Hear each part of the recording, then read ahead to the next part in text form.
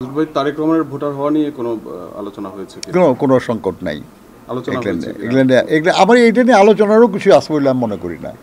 উনি তো বাংলাদেশের নাগরিক একজন, কিন্তু ভোটার তালিকা ওনার নাম নেই এখনো। আসে পড়বে, কোনো অসুবিধা কি? এটা তো নাম ওঠানোর জন্য সময় পার হয়ে যায় নাই তো।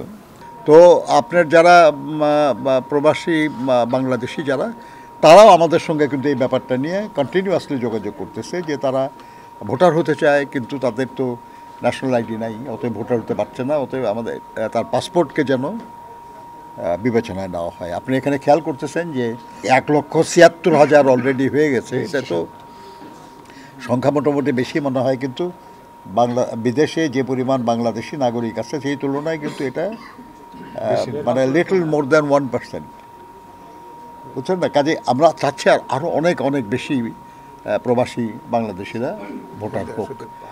তো সেই জন্য আমরা আবার আজকেও অনুরোধ করেছি যে পাসপোর্টকে যেন ভোটার আইডির করার ক্ষেত্রে ভ্যালিড ডকুমেন্ট হিসেবে বিবেচনা করা হয়, এবং প্রয়োজনে তারা এটা যেন ভেরিফিকেশনও করে নেয়।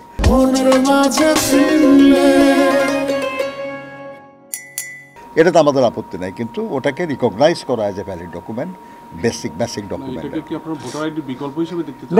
নো। ও আপনাকে এখন তো ন্যাশনাল আইডি দেখে ভোটার আইডিটা করা হচ্ছে, পাসপোর্ট না।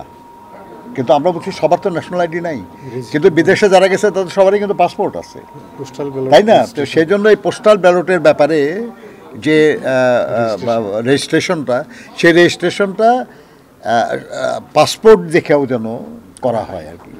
যদি পাসপোর্ট নিয়ে কোনো দুশ্চিন্তা থাকে তাদের কোনো, সেটা ইচ্ছা করলে তারা ভেরিফাই করে নিতে পারে, কিন্তু ওটাকে ভ্যালিড ডকুমেন্ট হিসাবে বিবেচনা করা এবং সেই আলোকে তাদেরকে ভোটার করা। কাজে আমরা প্রবাসী বাংলাদেশিদেরকে ভোটার করার জন্য, নির্বাচনে অংশগ্রহণের সুযোগ দেওয়ার জন্য পাসপোর্টকে ভ্যালিড ডকুমেন্ট হিসেবে বিবেচনা করার জন্য আমরা অনুরোধ জানিয়েছি।